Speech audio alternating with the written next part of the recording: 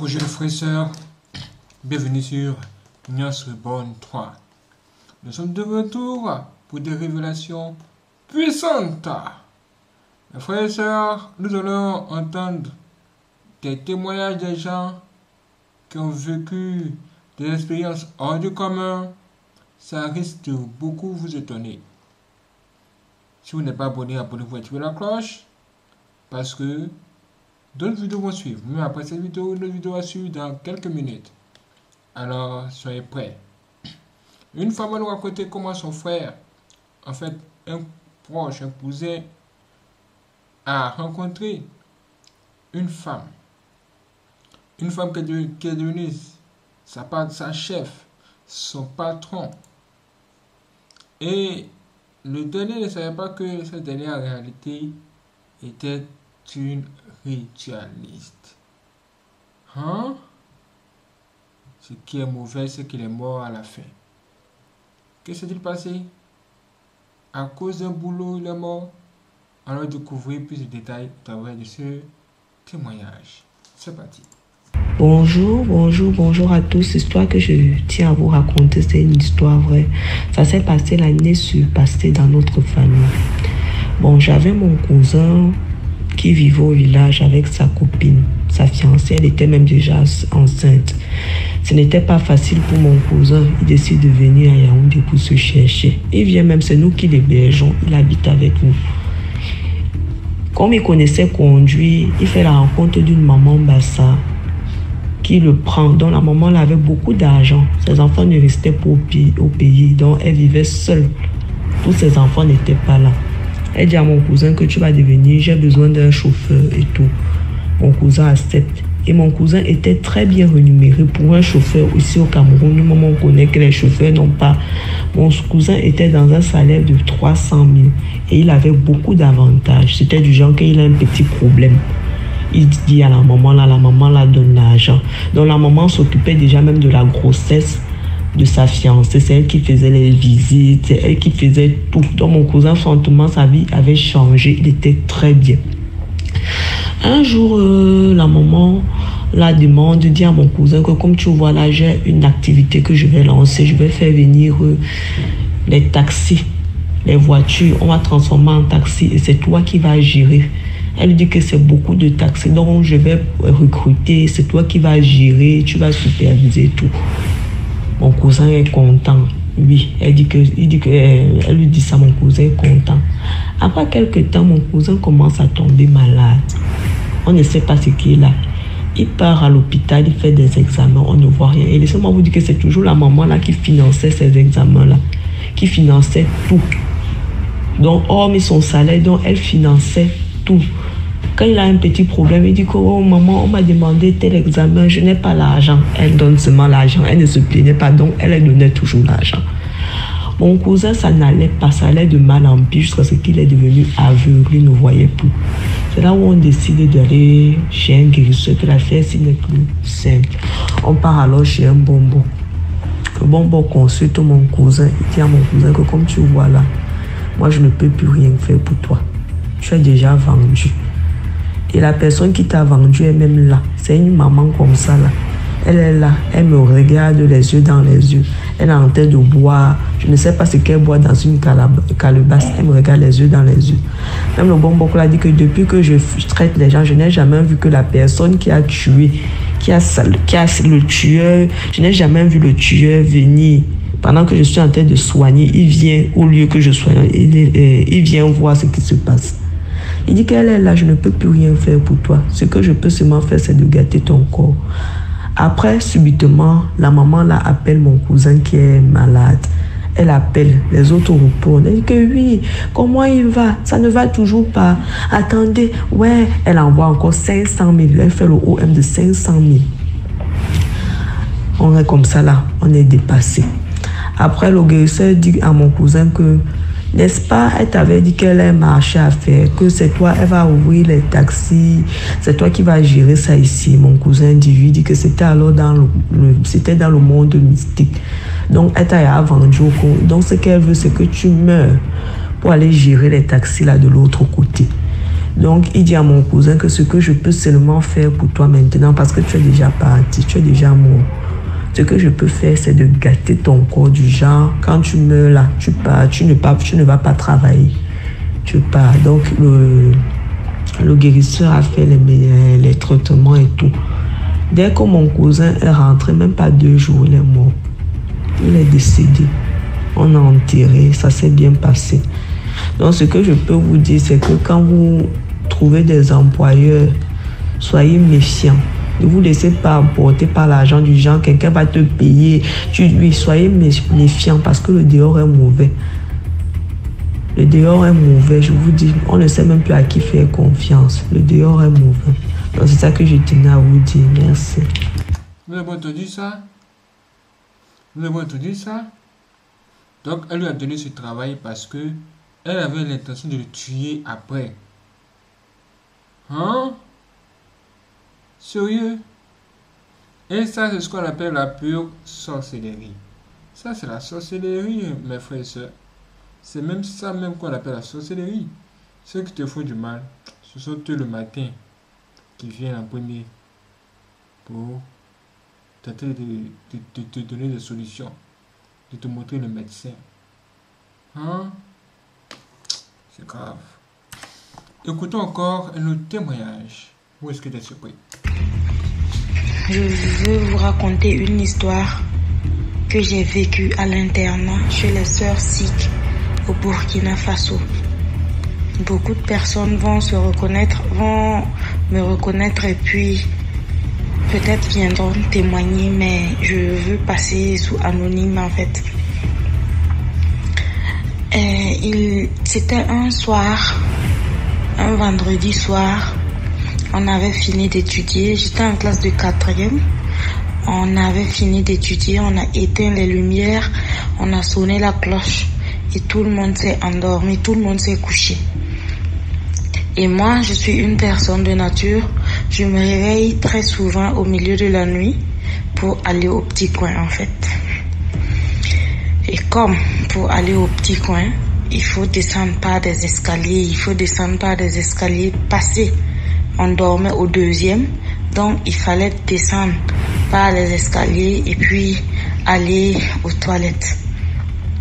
Ce jour-là, en voulant descendre, j'ai réveillé ma cochambrière, je lui ai dit de venir, on allait descendre se soulager. Elle m'a dit, je dis d'accord, pardon, je suis descendue seule.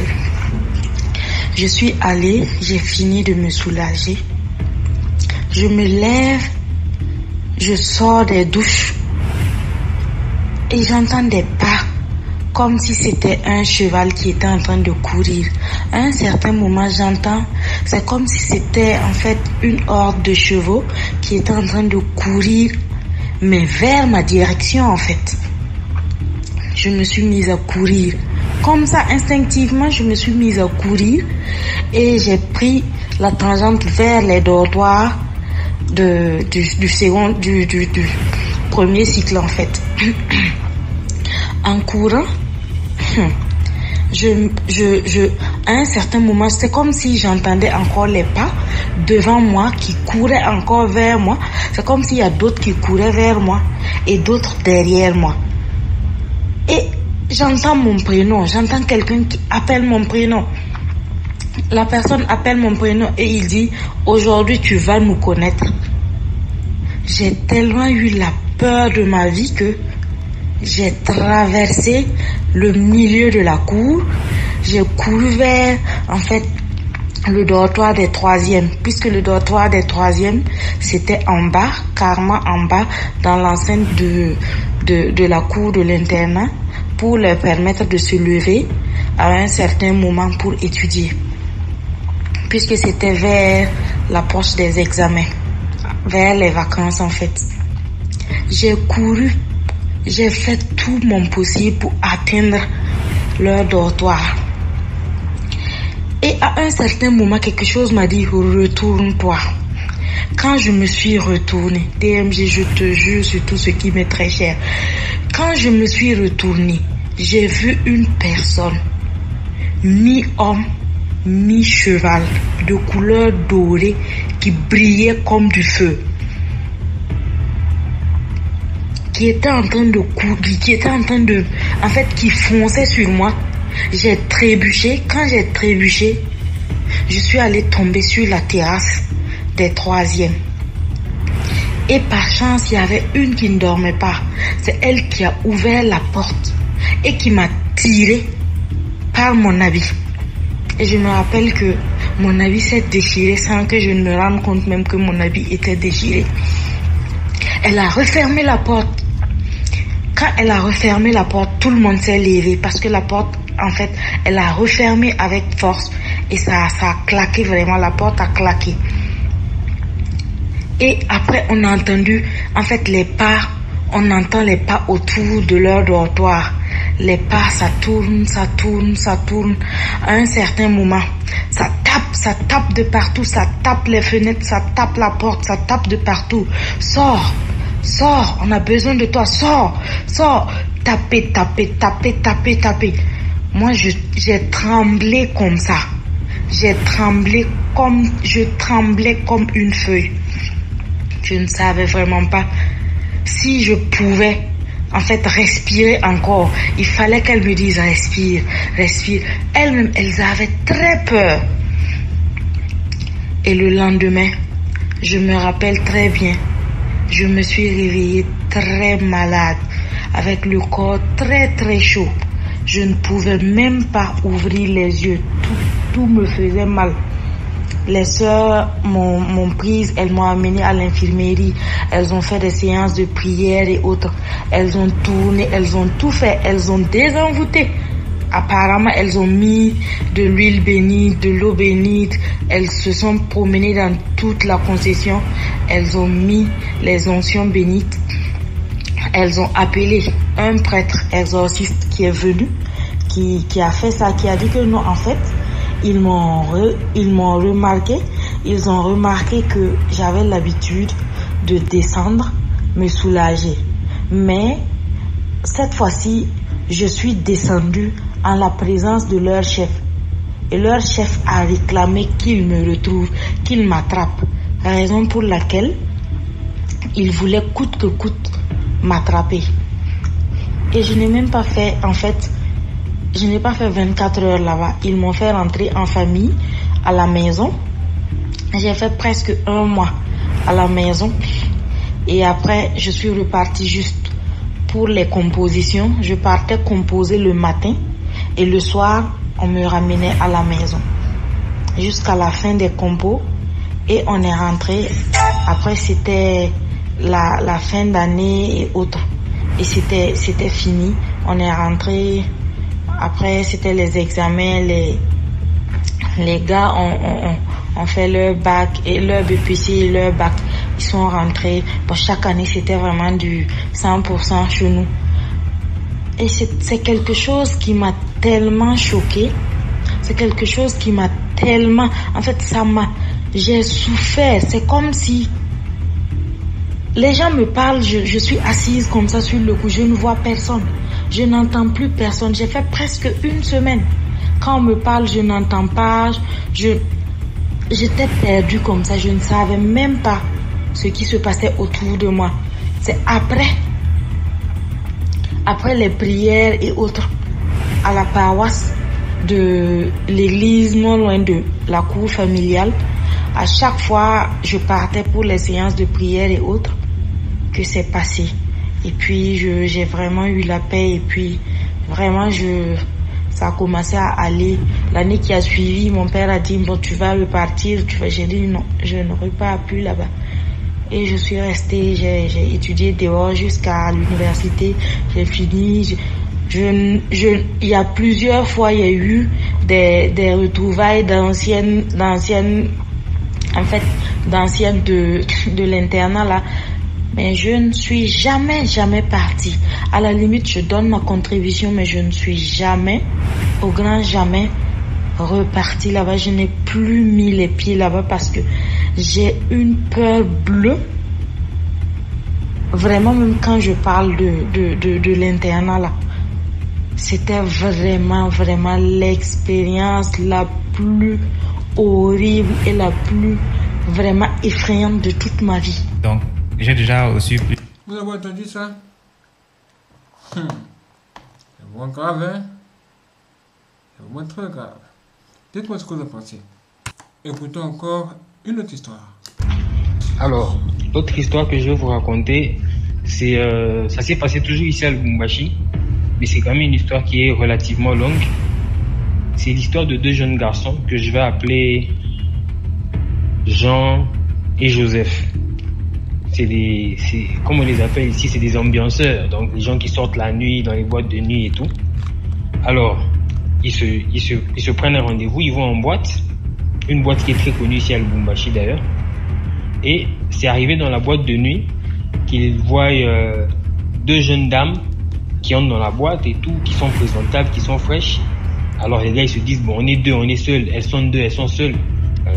Le plus simple c'est de les inviter à notre table. Les gars ils invitent les deux dames à leur table. La soirée se passe super bien, bien arrosée, tout est frais, tout est carré.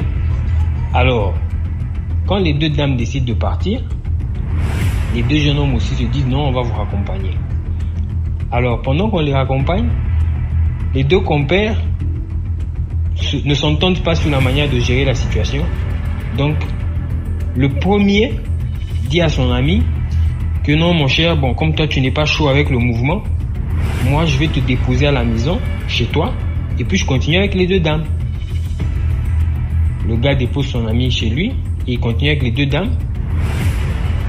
L'une des deux dames aussi décide d'être déposée pour qu'elle rentre chez elle. Elles étaient d'accord, tout le monde était d'accord en tout cas. Donc il reste dans le véhicule un des gars et une des dames. Alors ce qui se passe, c'est que comme le gars était super motivé, la dame lui dit on peut aller chez moi, comme ça tu vas te reposer et tout. Bref, un message subtil quoi. Le gars il comprend le signal, il dit il n'y a pas de souci. Le gars explique qu'il arrive devant chez la dame, il y a même une sentinelle qui ouvre le portail. Le gars fait entrer son véhicule, ils entrent dans la maison, tout est propre, tout est carré. Elle lui dit non, ne fais pas beaucoup de bruit, mes enfants dorment déjà. Bon, bien entendu, j'ai oublié de préciser que les deux dames en question, c'est un peu âgé, quoi. Un peu mature, donc la quarantaine autour de ça, quoi. Alors, le gars, il se met à l'aise dans la chambre de la dame. Et puis, la dame le rejoint dans la chambre après avoir vérifié que les enfants sont en sécurité, ils dorment et tout.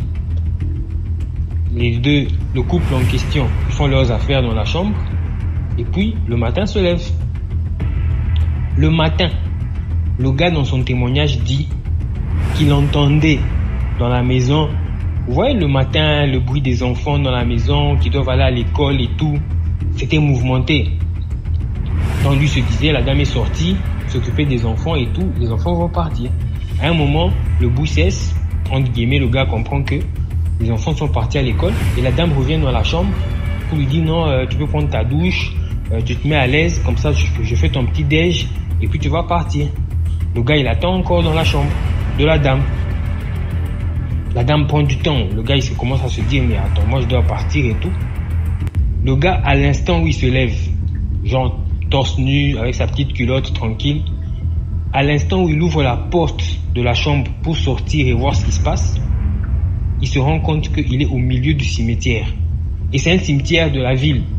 En plein centre-ville, ici à Lubumbashi, il y a un cimetière. C'est un très vieux cimetière il a même été décidé qu'on n'allait plus enterrer des gens là-bas parce que l'espace était comblé. Le gars est au milieu du cimetière et il n'en revenait pas. Il était tellement sous le choc qu'il a vu quelqu'un passer sous l'avenue qui passe devant le cimetière, qu'il a couru vers le monsieur pour lui expliquer sa situation. Le monsieur, en le voyant, humainement, je passe sur la route tranquillement et au niveau du cimetière, je vois quelqu'un sortir du cimetière pour m'interpeller. Le premier réflexe, le monsieur se met à courir, le jeune lui court après pour lui expliquer un peu ce qu'il a vécu. Et le monsieur a couru à une longue distance, le temps que le jeune arrive là où il y avait le monsieur avec un autre attroupement des motards. Il y avait comme un parking des motards, là, des mototaxis. À l'instant où le jeune plutôt, touche un des motards pour l'interpeller, pour dire voilà ce qui m'arrive, à peine il le touche, le gars tombe et perd connaissance. Le jeune a fait exactement 6 mois dans le coma Personne ne savait ce qui lui était arrivé. Sa famille a commencé à faire des enquêtes. Et c'est son ami qui a révélé qu'en fait, moi j'étais avec lui hier, on a chillé, c'était tranquille. Et il est reparti avec une dame. Moi je sais pas ce qui s'est passé après. Et le gars, c'est au bout de 6 mois de coma. Ça, c'est sans oublier que le gars avait son véhicule garé au milieu du cimetière. Parce que même son véhicule qu'il pensait avoir garé dans une parcelle était aussi au milieu du cimetière. Et c'est la famille du jeune homme qui a dû payer une grue et payer des amendes à la mairie pour avoir l'autorisation de retirer le véhicule du cimetière. Et c'est quand le gars se réveille après 6 mois de coma qu'il explique ce qu'il a vécu. Et depuis ce jour-là, ce gars-là, même dans un bar, dans une terrasse, vous n'allez pas le convaincre d'y aller. La seule destination qu'il connaît, c'est l'église. Donc, je pense que c'est aussi une leçon qu'on peut tirer. Bon, cette histoire m'est revenue. J'ai suivi une de vos vidéos, une de vos vidéos, bien sûr, que j'ai suivi dernièrement, où il y avait un témoignage dans le même genre avec un de mes compatriotes de Colosie. C'est le genre de truc qui arrive assez souvent, mais ça sert toujours de leçon de pas trop s'ambiancer quand on sort en boîte. C'est vrai qu'on va pour chiller, mais il faut chiller avec les gens qu'on connaît. Et puis quand on a notre dose, on rentre à la maison paisiblement et avec la paix sur le cœur. Donc, vous avez entendu ça? Mes frères et sœurs, moi je vous dis ouvertement que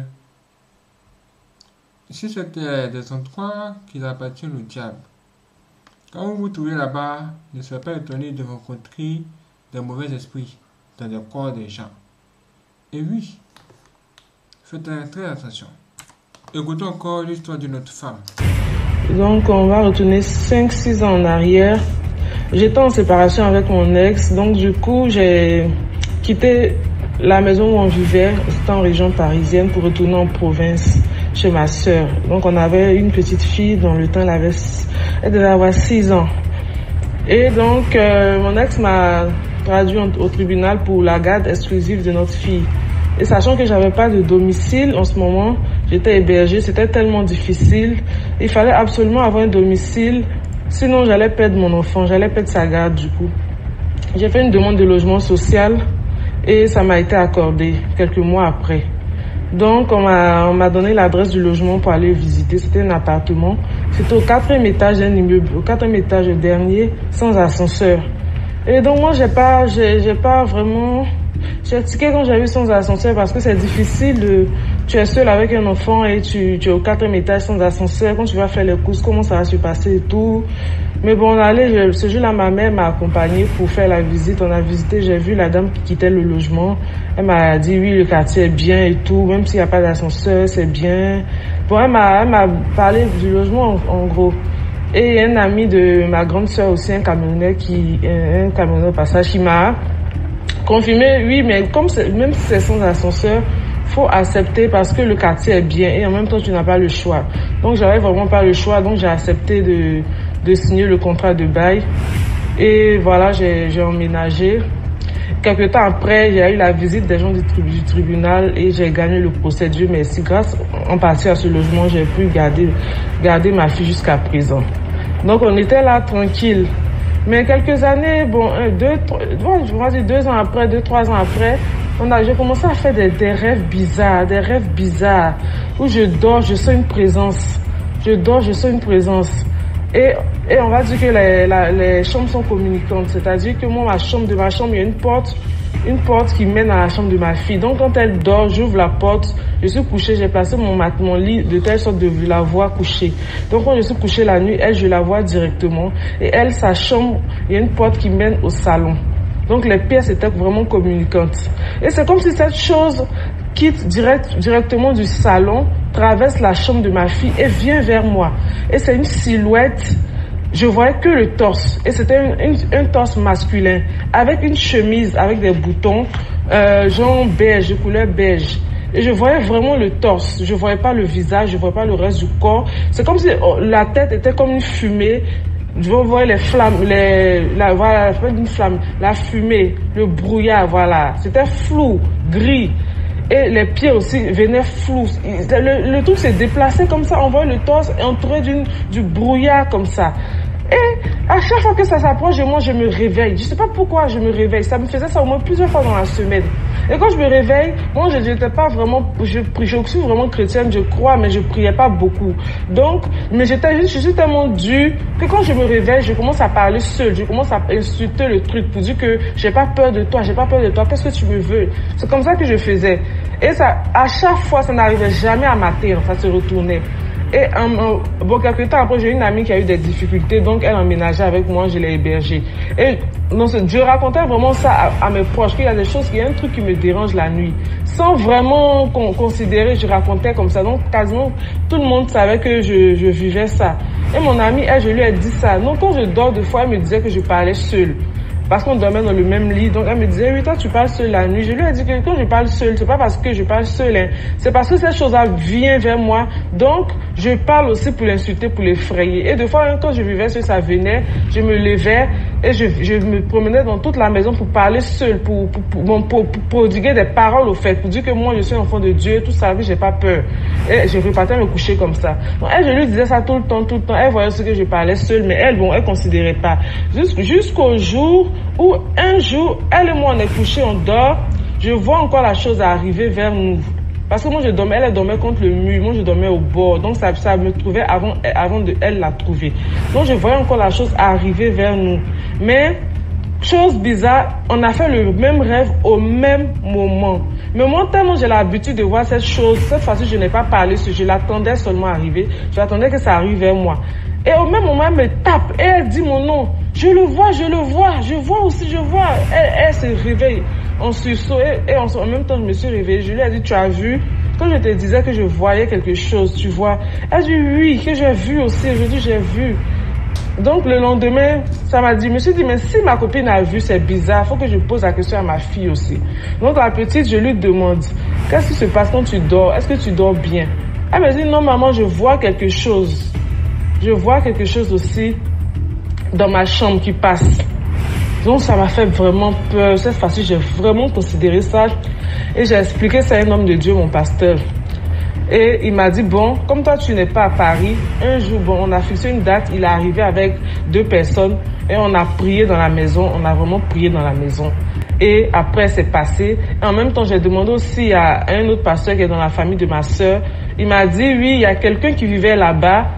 C'est la personne qui erre là-bas. Il dit, mais moi j'ai vu l'ancienne dame qui habitait là-bas. C'est une grande mère avec ses petits-enfants. Il dit, non, que ça vient de très loin. C'est pas maintenant, depuis très longtemps. C'est quelque chose qui est dans la maison. Et je vous dis que cette maison-là, ça me rendait lourde. Quand la semaine commence, je dis que je me fixe des objectifs. Je dis, bon, aujourd'hui, je vais déposer des CV, je fais ça. Je dors jusqu'au moment où je me réveille, bon, je me rends compte, on est vendredi, on est jeudi soir. C'est comme ça que j'ai fait des années à ne rien faire. Je dépose des CV, on me prend en stage, on m'apprécie bien, mais on me laisse. Je vous dis que j'ai perdu au moins 1200, 1300 euros dans l'histoire de passer le permis. J'ai fait mon code a marché. Mais pour me lever, pour aller faire les heures de conduite, je suis lourde. Mon rendez-vous pour faire la conduite arrive, pardon. Par exemple, j'ai rendez-vous à 15h, j'ai plus envie, à 14h30, j'ai plus envie de me lever. J'ai perdu assez de temps dans cette maison jusqu'à ce que je me marie et je déménage. Aujourd'hui, j'ai déménagé. Dieu merci, je travaille à mon compte, j'ai mon entreprise. Je conduis, je suis à l'aise. Les cauchemars se sont arrêtés. Ma fille va bien. Pour vous dire tout simplement que quand vous emménagez dans une maison, il faut vraiment considérer le fait de prier dans la maison, d'enlever les mauvaises ondes. Parce que moi, vraiment, j'étais pressée d'emménager. J'étais tellement stressée par l'histoire du tribunal que j'ai accepté la maison sans vraiment calculer tout ça, prier, libérer la maison de mauvaises ondes. Et voilà ce qu'on a traversé, quoi. Donc, c'est pour vous dire de vraiment prier. Quand vous achetez une maison, mais quand vous emménagez dans une nouvelle maison, de prier. C'est vraiment très, très important parce que vraiment, je ne sais pas ce que cette chose allait me faire si je ne me réveillais pas à temps avant que ça ne m'atteigne. Pour la prochaine histoire. Vous voyez ça? Affaire de maison. C'est grave. Écoutons encore un autre témoignage.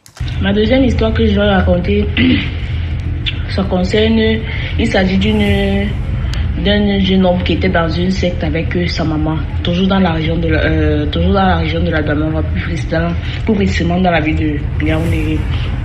Il s'agissait d'un jeune homme originaire des Bamboutos. Il vivait avec une fille, il était vraiment riche. Il vivait avec une fille avec qui il avait doté. Avec une fille, il a doté la fille, il vivait avec la fille. Il constatait curieusement, constamment que quand sa belle-mère venait à la maison, elle était tout en train de partir avec son mari son fils dans la chambre. Elle faisait que partir avec son mari dans la chambre. Un jour, elle s'interrogeait. Un jour, elle a dit qu'elle va aller regarder ce que son fils ne fait que faire avec sa maman dans la chambre. Arrivée, elle a guetté.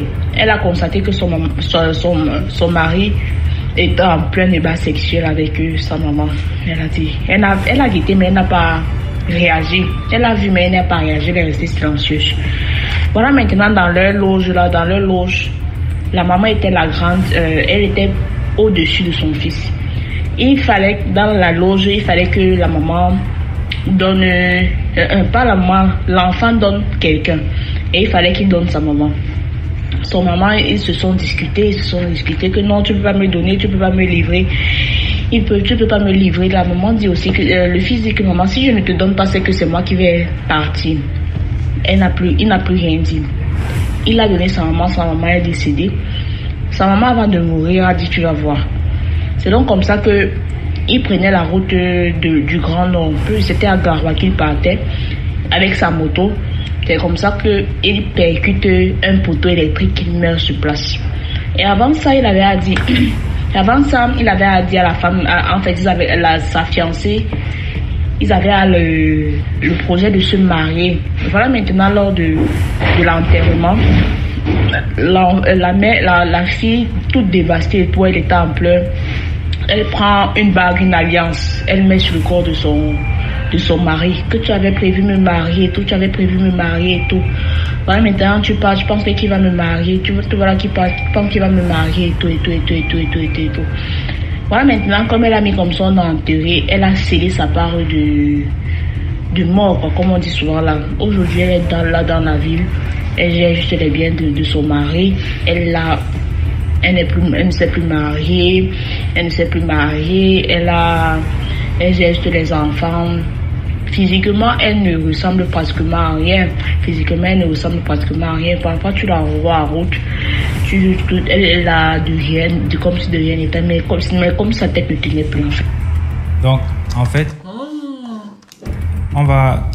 Vous avez entendu ça? Beaucoup de choses se passent dans ce monde. Bon, l'histoire que je vais vous rencontrer, c'est l'histoire de ma cousine directe.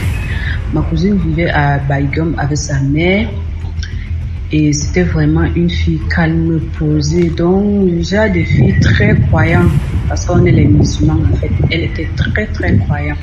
Bon, elle sortait avec un gars. Bon, c'était pour le mariage en fait, mais sa mère n'était pas d'accord.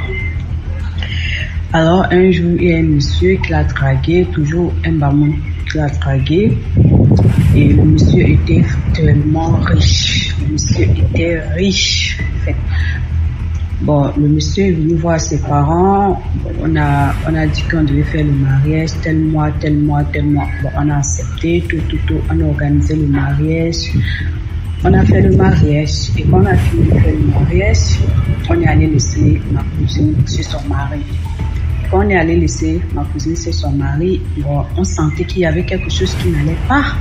Parce que le jour de son mariage, il y avait les amis de son mari qui étaient habillés un genre.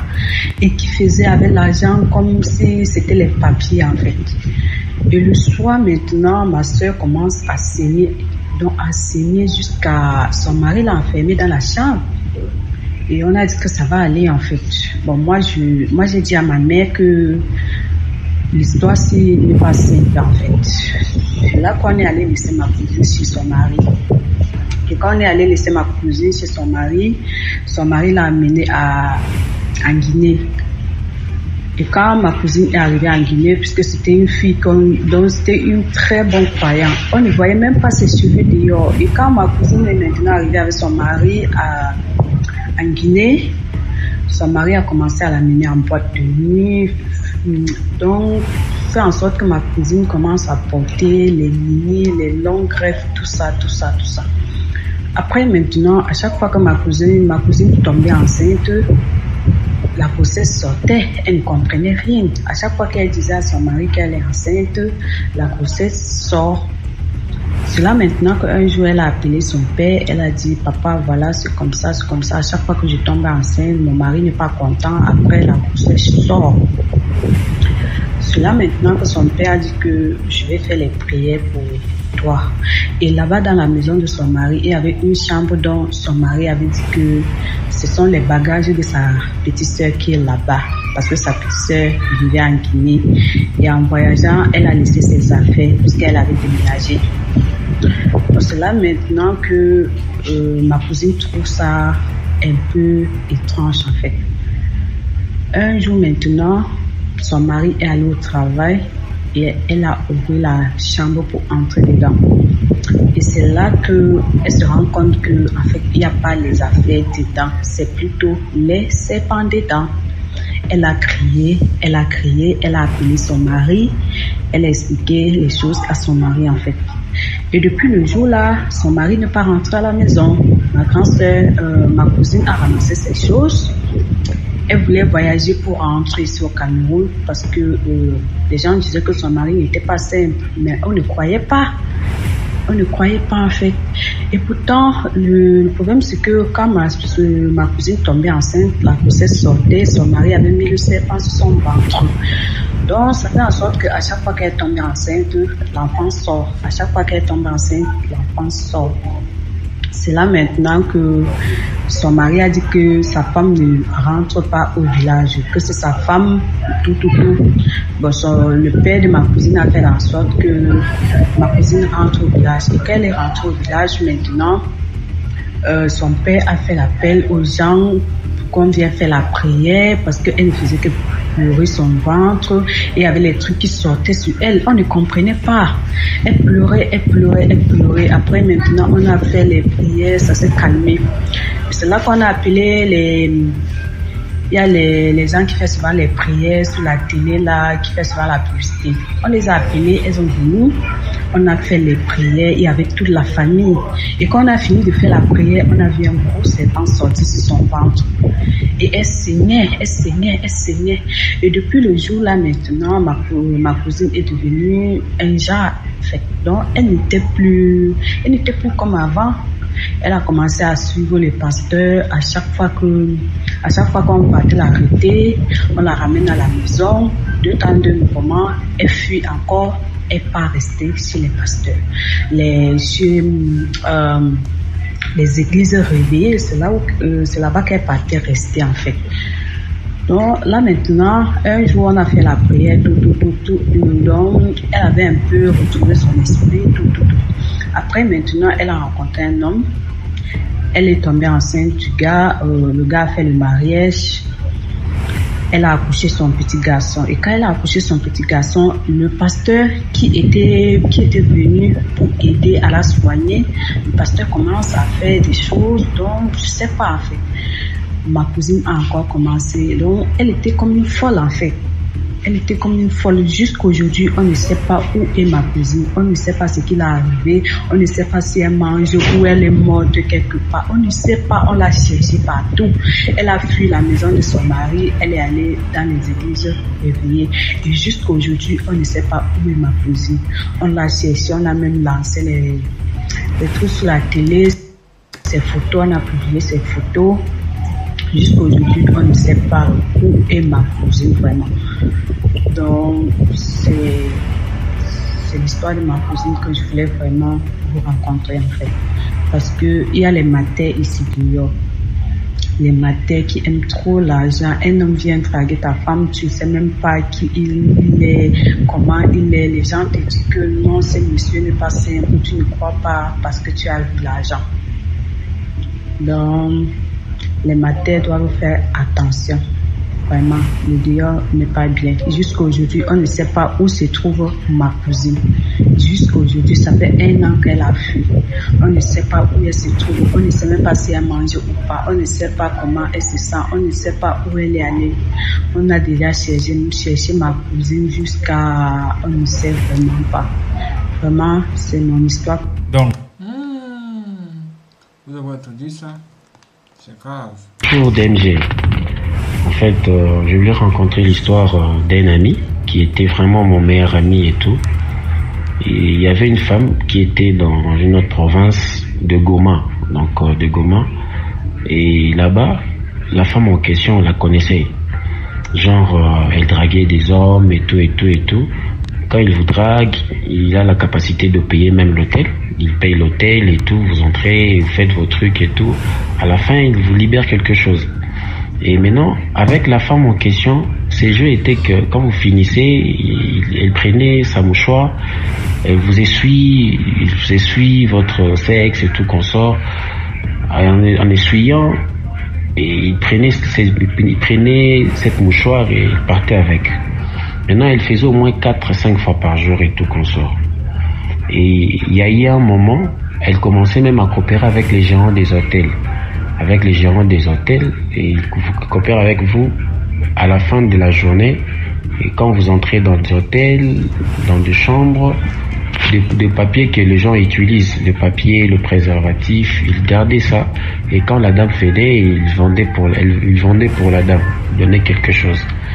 Et à la fin et tout, la dame a quitté là où était dans cette province-là, et elle est venue là où maintenant nous on était, à Kisangani. En étant là-bas, il est tombé sur mon ami.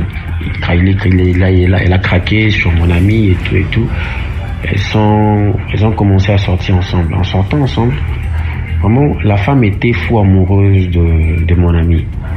Maintenant, les personnes qui connaissaient cette dame, qui venait dans cette province-là que la dame était, ils sont venus chez nous pour nous dire que, mais vous voyez pas que votre ami, il sort avec cette dame-là, on la connaissait, regarde, elle faisait ça, ce que je viens de dire tout à l'heure, elle faisait ça. Ce sont eux qui nous ont expliqué pour savoir ce que la dame-là faisait dans la province dont elle était.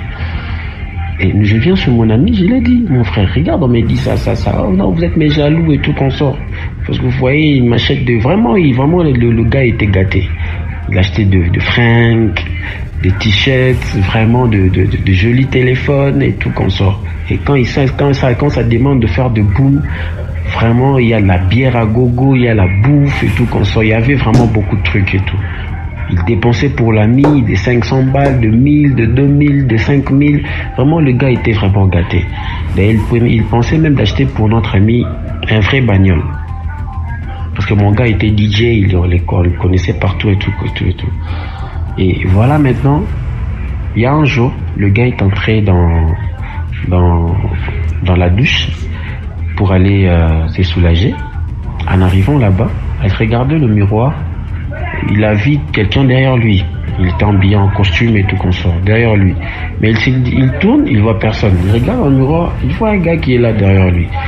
Il a couru vers moi pour me dire que mon cher, j'ai vu ça. Et directement, il a expliqué aussi à la dame, à sa femme, à sa copine, genre. En expliquant à sa copine, et il a fui, et la copine s'est levée, il est entré dans la douche de femme. Directement, j'ai eu cette curiosité, moi aussi je me suis levé, je l'avais suivi. Maintenant, entre la douche de femme et des hommes, il y a un mur qui est là au milieu. Je suis entré, j'ai mis mon oreille sur le mur pour écouter ce qui s'est passé tout comme ça. J'ai fait semblant comme j'étais en train de me soulager. Et j'écoutais la femme parler et tout, mais j'écoutais la voix de personne. Il y avait qui lui parlait, non, je l'aime et tout comme ça. Quelques secondes après, le courant est parti. J'ai fui mon frère, j'ai même pas regardé derrière. J'ai couru jusqu'à la salle là où il y avait le show et tout comme ça. Le gars me dit, mon ami me dit, mais c'est quoi? J'ai dit, mon frère, le courant est parti, mon frère, je sais pas ce que je faisais. Et en restant comme ça, on s'est amusé et tout comme ça. Nous sommes rentrés le matin. Moi, j'appelle mon ami, j'ai dit, mon frère, regarde ce qu'on a écouté par rapport à cette dame, ce qu'elle a fait dans notre province. Il sortait avec le gars, il donnait l'argent, il essuyait, il prenait le sperme du gars, des préservatifs, il partait avec et tout. C'est ses amis femmes qui étaient avec elle là-bas. Donc, on la connaissait, c'est pour cela, elle avait changé de province pour être ici. Mais seulement elle a craqué pour toi. Oh, ok. Je vais voir, je vais la quitter, mais moi je vois comme si vous êtes de mes jaloux et tout qu'on sort et tout, c'est pas, mais tu vas me donner de l'argent derrière, elle m'a promis la voiture et tout qu'on sort. Et ils ont fait presque un mois. Et l'autre jour, mon ami est entré, nous sommes allés boire, Et mon ami est entré dans... Il est allé se soulager. On écoute un cri. Il crie. On tente comme ça. Je trouve mon ami par terre. Mon ami par terre, s'appelle la sécurité. On a pris mon ami. Nous sommes allés avec mon ami chez eux à la maison. Leur papa nous a chassés. Leur papa a dit, j'ai pas besoin de vous voir chez moi parce que le gars, il était têtu, il n'écoutait pas. Nous sommes allés directement à l'hôpital. Et le gars ne parle pas. Premier jour, deuxième jour, troisième jour. Mais souvent la nuit, il avait l'habitude de crier que non, si je savais pas, pardon, laisse-moi, je savais pas que c'était sa femme et tout comme ça. Et le gars ne parle plus. Cinquième jour, les gars maintenant voulaient s'exprimer. Le pasteur sont venus, ils ont prié. Le gars voulait maintenant parler et la voix ne sortait pas. Il a demandé des stylos et un papier pour écrire. En essayant seulement d'écrire, il a fait un crise encore et il est mort. Il est mort et en cherchant maintenant la dame là, elle a pris fuite. Elle a pris l'avion et elle est partie. Donc le gars aujourd'hui, il a fait déjà presque 3 ans, 4 ans enterré. Donc vraiment mes amis, le gars, faisons très attention. Faut pas faire confiance aux femmes. Vous allez à l'hôtel, vous allez quelque part, vous faites le truc avec la dame et tout comme ça. Il faut pas avoir confiance en elle pour vous essuyer et tout. Si tu n'as pas ta mouchoir, en tout cas mon frère, prends ton caleçon, essuie-toi très bien s'il n'y a pas de l'eau, essuie-toi très bien, mets ton truc dans ta poche et puis rentre à la maison et lave ça toi-même. Faut faire confiance à personne. Et même si vous faites le truc et tout, vous prenez et vous utilisez le préservatif, vous jetez dans l'hôtel, dans leur poubelle là. Non mon frère, faut pas faire confiance. Prends ça, tu mets dans un petit sachet ou soit que tu mets tu cherches même un petit papier là, tu plies ça très bien, tu rentres avec ça ou soit tu cherches un endroit là, vous jetez et tout qu'on sort. Faut pas laisser là-bas parce qu'il y a beaucoup de trucs qui se passent, c'est pas. Donc voilà, c'est un peu ça. C'était juste un petit conseil pour mes amis, pour mes frérots et tout. Donc ça. Ou alors, mes frères et sœurs, vraiment, éviter les rapports sexuels hors mariage, c'est mieux. Et avant d'épouser quelqu'un, cherchez à savoir quel est l'état d'âme de la personne. Est-ce que cette personne est une sorcière ou pas? Aujourd'hui, les gens font beaucoup de bêtises. Vous couchez avec n'importe qui, n'importe comment, même à cause d'argent. À cause d'argent, un jeune peut sortir avec une femme âgée. Ou bien une jeune fille peut sortir avec un homme âgé. Qu'est-ce que c'est? C'est là la société qui commence. Faites attention. Comment dirais-je, je suis une jeune Gabonaise. Je vis à Libreville présentement. Il y a quelques années de cela, je vivais à Lambaréné. Je crois en 2014-2015. J'étais encore très jeune quand même. J'avais entre 18 ans et 19 ans. Voilà, à Lambaréné, je vivais là-bas avec ma maman à l'époque. Je vivais avec ma maman et certains de mes frères. Bon, je vivais pas la rose, on vivait pas la rose, mais on vivait avec nous, ce qu'on appelle les moyens de bord. Un soir, je suis sortie, j'avais une soirée, bon, on avait prévu faire un truc avec mes amis et tout. Donc, le truc se passait du côté de la Carrière, un quartier de Lambaréné. Je suis allée, on a bu, on a mangé et tout. Il était 22h. 22h, j'ai décidé de rentrer. Vu qu'il n'y avait pas de taxi, j'ai commencé à marcher. J'ai 2 de mes amis qui m'ont accompagné pour chercher à avoir un taxi. Je suis arrivée au niveau d'Isaac. Donc on est sorti de la Carrière pour arriver au niveau d'Isaac. J'étais debout, je patientais le taxi. Voilà, il y a une voiture qui s'arrête. Monsieur, bonsoir, vous allez bien? Oui, vous allez où? Bon, je vais du côté de Carrefour de Canadien. Ah, ok, d'accord. Il n'y a pas de souci, je peux vous déposer. J'ai dit, ok, d'accord, pourquoi pas. Il m'a pris, ils m'ont emmené. Bon, ils m'ont emmené à un certain niveau, il gare. Il me dit, oh non, écoute, lui, il n'est pas pressé de rentrer, qu'il voulait qu'on s'asseye quelque part, vu qu'il se sent un peu seul, pour boire un truc et manger un truc. Bon, j'étais encore dans l'esprit de la jeunesse, donc du coup, voilà quoi. 22h, c'est quoi? Ok, d'accord, il n'y a pas de souci. On allait quelque part, on a mangé, on a bu et tout. Il faisait déjà près de minuit par là. Après, moi, j'ai dit, bon, écoute, je vais rentrer. Il a dit, ok, d'accord, il n'y a pas de souci. Alors, je te dépose. Il m'a déposé. Il m'a emmené. Il s'est arrêté à l'entrée de chez moi. Il a fait sortir une enveloppe de 50 000 francs. Il m'a dit ceci. J'ai été ravie. Merci d'avoir partagé un moment de la soirée avec moi. On se revoit demain si ça ne te dérange pas. Et prends ça, tu vas mettre du crédit pour m'appeler et tout. J'ai dit, bah, merci beaucoup. Je suis descendue. Je suis rentrée chez moi. On a commencé à se fréquenter. Il faisait le marché, en fait. À chaque fois, il m'appelait. Je partais le retrouver chez lui. Je faisais le ménage chez lui. Et tout le tralala. Je l'aidais un peu. Bon, on sortait ensemble. Il a une grande maison. Il vivait à l'époque là dans une grande maison, toute blanche. Il y avait des signes bizarres au mur, mais je prêtais pas attention. Maman avait soupçonné parce que à chaque fois je sortais et tout, maman soupçonnait que tu sors machin et tout, attention, parce que déjà ma mère, c'est une maman, bon, elle est partie, elle n'est plus de ce monde, personne. C'est une personne qui visionne beaucoup, donc dans les trucs de spirituel et tout. Donc elle me disait à chaque fois, attention, je te vois avec un monsieur, je te demande de faire attention parce que la personne que tu fréquentes actuellement n'est pas une personne simple. Je disais toujours ok, elle me disait toujours ton ami là, il est comme ça en fait. C'est pas une personne simple, il est dans les mauvaises choses et tout. En fait ma maman quand elle dort, elle se réveille, quand elle te dit quelque chose, effectivement c'est ça. Donc du coup je disais ok d'accord. Je ferai attention et tout. Après, elle m'avait dit, mais tiens, pourquoi ton ami que tu fréquentes actuellement, pourquoi il ne vient jamais me voir?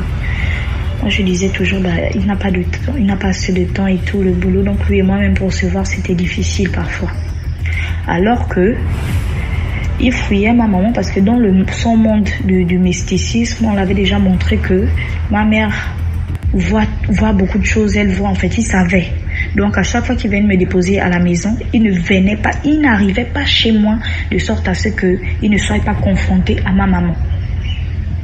Donc pour pas la voir, il disait toujours du genre il me laisse à l'entrée. Après il dit en tout cas j'aurai le temps, on va passer, je vais passer, je verrai ta maman une autre fois, machin et tout, je dois repartir au boulot, machin, des trucs comme ça. Mais franchement, il me donnait ce que je voulais. Il faisait le marché et tout. Souvent, il m'appelait comme ça. Viens prendre les courses et tout. Là, je montais. Et il n'arrivait, peu importe le nombre de courses qu'on peut faire. Je peux avoir les cartons de nourriture. Il me dit, t'as tes frères à la maison. Je te dépose là. Ils peuvent sortir là, juste là, te récupérer. Je disais, mais t'es véhiculé. Pourquoi à chaque fois quand on fait le marché, tu me laisses toujours là? Oh non, toujours dans la précipitation. Non, je dois rentrer, des trucs comme ça. À chaque fois que je partais chez lui, un soir, je suis arrivée chez lui vers les 19h par là. On s'était couché un peu plus tôt. Je me suis douchée et tout. Lui aussi s'est douché, on était au lit, machin. C'est mon ami, donc on voulait faire l'amour, quoi. À chaque fois qu'on faisait l'amour, en fait, lui, il ne voulait pas qu'on se préserve. Parce que lui, il me disait qu'il voulait un enfant de moi. Il voulait vraiment que lui et moi, on soit sérieux dans la relation. Donc, j'avais accepté, vu que j'avais des sentiments pour lui. Et vu ce qu'il faisait aussi pour moi, je me disais que pourquoi pas. Et il me disait toujours que non, si tu me donnes un enfant, je vais te faire ceci, je vais te faire cela et tout. Voilà, et moi, je me suis lancée dans ça. Pour pas être trop longue, un jour encore, toujours chez lui, quand on faisait l'amour, il me dit qu'à chaque fois que je fais l'amour avec toi, j'ai l'impression qu'il y a un esprit qui me repousse. Il me dit qu'il y a une femme qui te protège. Bien quand on dort ensemble, il dit qu'il fait des choses. Il y a une femme avec un panneau blanc qui me protège et tout. J'ai dit, mais comment ça? Après, des jours sont passés, il a voyagé, voilà. Il m'avait envoyé le billet, j'étais allée le retrouver à Libreville. Arrivée à Libreville, j'avais aussi ma copine qui était là-bas et tout. Elle était un peu malade. Vu qu'elle était malade, elle allait voir un homme de Dieu. Elle avait vraiment une grave maladie. Donc, elle est allée voir un homme de Dieu et tout. C'était ma copine avec qui je marchais et tout. Donc, elle m'appelle un jour, elle me dit, oh non, est-ce que tu peux venir me trouver au 8? Je lui dis, venir te trouver au PK8? Oh oui, je dis, ben non, écoute, je peux pas, j'étais en train de faire la lessive ce jour-là. Oh non, viens vite, s'il te plaît. Parce qu'il y a un homme de Dieu qui veut te voir. Donc, l'homme de Dieu en question, c'est un voyant. Je suis arrivée là-bas et tout.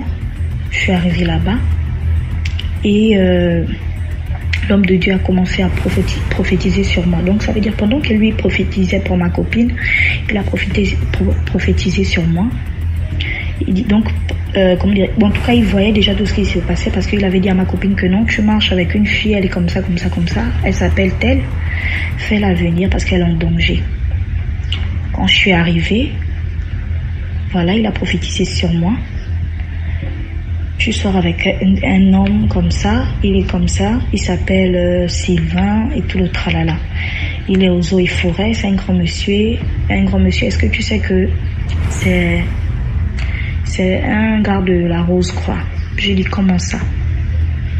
Aussi, c'est un garde de la Rose-Croix et tout. À chaque fois que vous faites l'amour, il te dit qu'il veut te donner un enfant. Donc je dis oui, effectivement. En fait, tout ce que le gars me disait, on m'a ressorti ça de là-bas. Et du coup, j'ai cru. Oh non, cet homme-là, il est dans la Rose-Croix où tu es là, tu as le serpent dans le ventre. Ah bon, j'ai le serpent dans le ventre? Oh oui, à chaque fois que vous couchez ensemble, il refuse de se préserver parce que, au fur et à mesure que il te couche, le sperme qui fait rentrer en toi, en fait, il fait rentrer le sperme. En fait, le sperme là, c'est comme on enceinte une femme normalement, quoi, quand tu tombes enceinte et tout. Mais c'est pas l'enfant, c'est le serpent. Il est en train de te projeter le serpent dans le ventre et tout. Au fur et à mesure qu'il va éjaculer en toi, le serpent là va grandir et après il va commencer à te ranger de l'intérieur. Ensuite, normalement, tu dois partir, tu vas mourir. Tu dois mourir. Parce que en ce temps-là, après il m'avait dit où tu es là, l'esprit de mort te poursuit. Normalement où tu es là, tu ne devrais plus faire 2 ans. Tu devrais normalement partir parce que le serpent là devrait grandir en toi et tu devrais mourir dans la logique. Tu dois mourir dans la logique. J'ai commencé à pleurer en fait. Et franchement, le jour-là, non. C'était un jour bizarre. Le ciel était devenu noir. Il y avait le vent. Pourtant, j'étais arrivée en plein soleil. Même pas 30 minutes que j'avais fait chez ce prophète-là. Le ciel était devenu noir. Les fenêtres, franchement, battaient de gauche à droite. Les portes se refermaient seules. Il me dit, actuellement, je suis en train de parler avec toi. Il faut savoir que l'esprit de Tongar est dans la maison. J'ai dit, comment ça? L'esprit de Tongar est ici, machin et tout. Ils ont commencé à prier, tout le tralala. Ils ont commencé à prier. Il m'a dit ceci, je vais m'occuper de toi, je vais te traiter, je vais te soigner et tout. J'ai fait 1 semaine, donc ça veut dire que quand je suis arrivée chez le prophète là, je ne suis plus repartie chez moi. Il fallait que je me traite sur place. Donc, on a acheté des trucs, en fait, il y avait des trucs à acheter et tout pour faire mon travail et tout. J'ai commencé à vomir. J'avais maintenant les boutons qui sortaient en fait, mon ventre, mon dos. Il y avait des boutons, des petits boutons. Il m'avait dit ceci, tu vas faire l'aisselle et ton aisselle sera de couleur orange. Effectivement. Mon aisselle, c'était de couleur orange, en fait. Je ne sais pas ce que c'est. En fait, quand je partais aux toilettes, les selles qui sortaient, franchement, je ne sais pas, je ne comprenais pas. C'est comme si j'avais mangé quelque chose de pourri et puis ça avait une odeur vraiment nauséabonde, en fait. Il m'avait dit ceci, quand tu finis le traitement, quand tu vas recomposer son numéro ne va plus passer, des trucs comme ça et tout. Je dormais avec, déjà, pour commencer, bien avant même que quand j'ai commencé le traitement et tout, on m'a donné un truc, je dormais avec la bougie sous l'oreiller. Donc du coup, quand je fermais mes yeux, je rêvais, dans mes rêves, pendant une affaire peut-être de 3 jours successifs, je rêvais que mon Sylvain en question, il me poursuivait dans les rêves pour me tuer. Il me poursuivait dans les rêves. Donc il me poursuivait, on est là, en fait, il me poursuit quoi. Comme quelqu'un poursuit une personne en fait. Comme quelqu'un te pourchasse. Il me poursuivait dans les rêves, il me poursuivait. pour me faire du mal. Quand j'ai fini le traitement, je rappelle Sylvain, son numéro ne passait plus. Son numéro ne passait plus et le prophète m'avait déjà dit, il m'avait déjà averti que quand tu vas finir ton traitement, ton numéro ne va plus passer. Son numéro ne va plus passer. Et apparemment, ça ne passait plus. Quand je tentais parfois de l'appeler avec un autre numéro, le numéro de quelqu'un d'autre, il m'avait déjà bloqué en fait. Quand je l'appelais avec le numéro de quelqu'un d'autre, quand je dis mon prénom, il raccroche. Il raccroche à chaque fois. Donc c'est juste pour dire, juste faire passer un message à toute la population, à tous les jeunes en fait, à tous les jeunes, de faire très attention parce que franchement le diable est vraiment debout. Il est là sous plusieurs formes en fait, sous plusieurs formes. Tu vas te dire que là tu as trouvé quelqu'un et tout, pourtant la personne me faisait du bien, il me mettait bien et tout, il me donnait ce que je voulais, mais apparemment voilà quoi, donc il voulait me tuer, voilà pourquoi il me mettait à l'aise. C'est pour demander de faire attention, le dehors est vraiment très dangereux, de pas accepter de se faire miroiter par voilà quoi, par l'argent et consorts et tout. D'accord. Vous voyez ça, quelqu'un qui te blague avec l'argent, qui t'entretient bien, qui pense sur de toi, alors qu'il t'utilise spirituellement parlant. Qu'est-ce que c'est? C'est ça le monde dans lequel nous sommes. J'étais en train de t'expliquer, j'ai vécu une histoire, j'étais encore taximan, ça fait aujourd'hui, je crois, 17 ans. Je travaillais dans la nuit. J'ai rencontré une fille qui s'appelait Nanou Le Feu Sort. C'était une prostituée.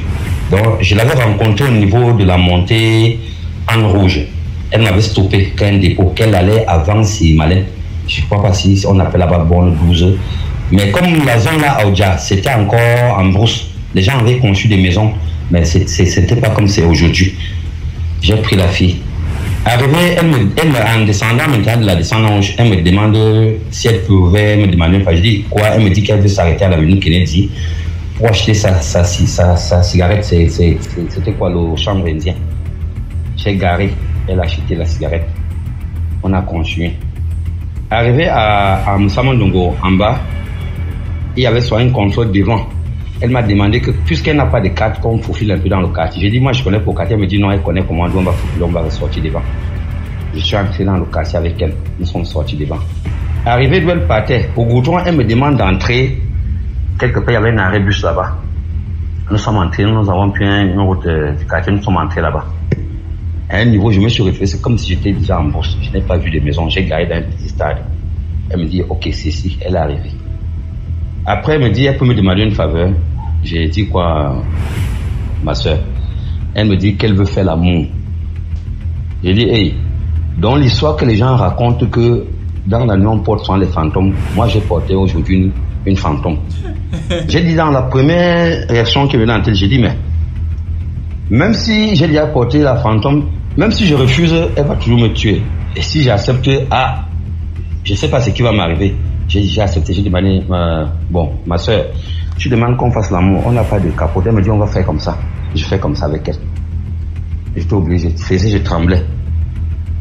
Parce que depuis l'enfant, j'ai quand même un gros cœur. J'ai fait l'amour avec elle. Elle m'a donné mes 2500.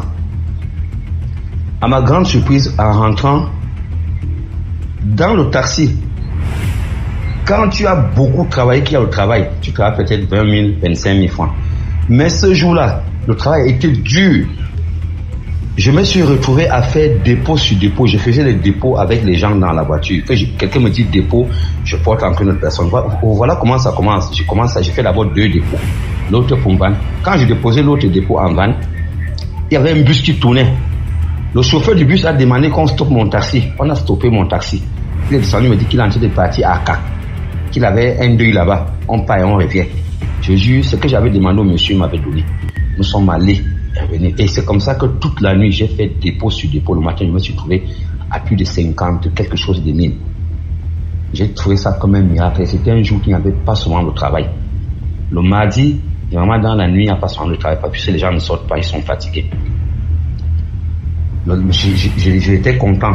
Je n'ai pas eu ça en idée que ça pouvait être une revenante. Un jour encore, je suis en train de travailler. La même fille, je passe maintenant, c'est moi qui passe, elle est placée à la montagne rouge, toujours où les prostituées sont placées. Je la reconnais, je la remarque, je m'arrête, je klaxonne. Elle vient, je dis, oh, c'est le taxi. Elle dit, hey, comment? Je dis, viens, elle dit, on part. J'ai dit oui. Quand elle vient, elle ouvre la portière, elle entre. Elle me dit, aujourd'hui, elle ne me paye plus comme elle m'a payé hier. L'autre jour, elle va me donner maintenant 1500 francs. J'ai dit, ok, il n'y a pas de problème. Après, quand nous sommes en train de partir, je lui dis, mais le jour là qu'on était ensemble, j'ai beaucoup travaillé, hein, tu as une chance. Elle me dit, donc, entre toi et moi, le feu sort. Son nom, c'était Nanou. Elle avait le nom, comme j'ai expliqué là au début. Elle me dit, donc, entre toi et moi, le feu sort. J'ai dit oui. Je suis encore allé lui déposer. Arrivé maintenant, quand je lui dépose maintenant, elle me dit encore, on fait l'amour. Je n'avais plus peur. J'ai dit non. J'ai dit, si on fait l'amour aujourd'hui, avec les capotes, elle dit, elle n'a pas de capote. Je dis non, c'est comme elle veut partir. Après, elle sort, elle fouille, dit, attends, je fous le sac. Elle fout le sac, elle sort une capote. On s'amuse. Même chose encore, je rentre encore, je travaille. Même chose. J'ai encore beaucoup de chance. Je me suis dit, soit peut-être celle-ci ici m'a donné le VH ici là, ou bien je ne sais pas, je vais aller là-bas un peu, essayer un peu de voir. Je tournais toujours. Une autre fois encore, je passe encore un jour, je la rencontre encore. Je gare le véhicule. On cause, après, elle me dit non, pas, après tu viens me chercher. Je suis allé maintenant, je suis revenu, je faisais maintenant le tour dans la zone là. Quand je reviens maintenant, on arrive au même endroit où je la dépose souvent. Je lui demande, mais chaque fois que je viens te déposer ici là, c'est comme la brousse. La maison est où ici? Elle me dit, tu veux voir le chez moi? J'ai dit oui. Elle dit, bloque les portières. Je bloque les portières. J'entre avec elle. On prend un couloir. Directement, je me retrouve. On sort devant un immeuble. On monte, on ouvre la porte, il y a un gardien. On monte à son appartement. J'arrive. Elle me raconte son histoire qu'elle est mariée. Son mari est blanc et pétrolier. Et qu'elle a rencontré son mari dans la prostitution. Donc, quand il voyage, il rentre en Europe. Elle me montre une photo, elle est avec un homme blanc. Que quand son mari voyage, elle ne peut pas rester à la maison seule. Elle sort souvent pour aller se distraire, puisqu'elle fumait sa drogue. Elle allait aussi s'amuser. Et que voilà chez elle. Une belle maison. Après, il fallait entrer c'était un appartement. On a un peu causé, nous sommes encore descendus. Je suis rentré le jour là. Elle m'a donné plusieurs rendez-vous en jour. Je la demandé souvent si je peux venir la voir en journée. Elle me donnait les rendez-vous. Après, j'oublie. Je me retrouve qu'il y a le soir. Je n'ai pas appris. Ou bien le corps pèse. Jusqu'à aujourd'hui, je n'ai plus jamais rencontré cette femme. Ah, Ramaï. Il a rencontré une femme qui lui donne beaucoup de choses. D'après lui. Ah. Vraiment, il y a une histoire que j'ai vécue. Je vais vous raconter ça aussi. Je sais pas. Au fait, c'était en 2017. J'étais à Abidjan là-bas, je vivais dans une cour commune. On avait une douche en commun. C'est comme ça, les cours communes des quartiers précaires, les potes se regardent. C'est comme ça, vers les 16 heures comme ça, je suis parti me doucher. Et quand je partais me doucher, il y avait des gens devant ma porte. Il y avait des voisins qui étaient là aussi, qui m'attendaient. Si moi je sors, elle va rentrer dans la douche pour se doucher. J'étais dans la douche, j'avais un bébé de 2 mois qui était couché dans la maison. Je l'ai laissé toute seule et aller me doucher. Maintenant, je me suis lavé. Quand j'ai fini de me doucher, j'étais là maintenant. J'ai pris la serviette pour m'essuyer et je soulève ma tête. Parce que dans la douche, quand tu es là-bas, tu vois dehors. Je soulève ma tête. Je vois une femme qui sort de la maison, de notre maison où le bébé est couché. Maintenant, j'ai vu la femme, je l'ai vue du dos, je n'ai pas vu son visage. Et elle traversait les gens qui étaient assis là, elle les a traversés pour sortir. Mais quand elle rentrait, je ne l'ai pas vue, mais je l'ai vue quand elle sortait. En même temps, je me suis précipité, j'ai dit, mon bébé est couché seul dans la maison là-bas, qui est rentré derrière lui encore? Je viens maintenant, je demande à ceux qui étaient assis devant la porte, c'est quelle femme qui est sortie de la porte de suite là? Même il répondait eux n'ont pas vu quelqu'un sortir. Je dis, mais j'ai vu une femme qui est sortie. Elle a porté un habit noir, elle a attaché foulard noir sur la tête et puis elle a attaché un morceau de paille Maintenant, je l'ai vu. Vous me dites que vous n'avez pas vu la femme. Il y avait un monsieur plus une femme qui était... Comme les portes faisaient face. La fille m'a dit que non, elle n'a pas vu une femme sortir de notre maison. Le monsieur aussi, qui était arrêté même devant la porte aussi, dit non, il n'a pas vu femme la dépasser. J'ai dit, ah, mais qu'est-ce que vous me racontez? Moi, j'ai vu la femme vis-à-vis, vous dites que vous n'avez pas vu la femme. Donc, j'ai eu peur un peu. Après, c'était en soirée, maintenant, ma grande-sœur est venue du travail, je l'ai expliqué, ah, et voilà ce qui s'est passé aujourd'hui. Les gens étaient assis devant la porte. Moi, je voyais la femme qui traversait les gens là, sortir. Mais eux, ils m'ont dit qu'ils n'ont pas vu la femme là. Maintenant, j'étais là, ma grand-sœur dit que, ah, ça c'est quoi ça encore? Ça c'est les esprits de moi, ou bien c'est quoi? Ah, j'ai dit, j'ai vu, la scène s'est passée dimanche soir comme ça. On était là lundi, mardi. Jusqu'à lundi, mardi, mercredi, je vois mon nouveau-né là, il chauffe. Il a commencé à chauffer. C'est jeudi, il y a une maman qui m'a dit que comme moi c'était mon premier enfant, je ne sais pas quand bébé chauffe là, moi je ne connais pas. Maintenant, il y a une maman qui m'a dit que ton enfant là chauffe. Hein. Quand elle a vu ça, maintenant jeudi, vendredi, j'envoie l'enfant à l'hôpital. Samedi, on m'a prescrit les médicaments, j'ai acheté des lits. Dimanche, mon enfant là est mort. Je n'ai rien compris dedans. J'étais là même, je n'arrivais plus à comprendre. Bon, la femme est venue dans la maison dimanche, mercredi, l'enfant est tombé malade. Dimanche, il est mort. Donc, tellement ça m'a dépassé, mais même jusqu'à présent, je n'ai pas vu la femme qui est rentrée dedans. Je n'ai pas aussi demandé chez les marabouts pour dire que voilà ce qui m'est arrivé. Bon, jusqu'à présent, je n'ai rien compris dedans. Voilà un peu mon histoire que je voulais vous expliquer. Ce qui m'est arrivé. Vraiment. Ah, c'est terrible, hein. Vraiment grave, hein. Dites-moi ce que vous avez passé. Si c'est une vidéo, rendez-vous pour la prochaine vidéo sur Nias Bonne 3.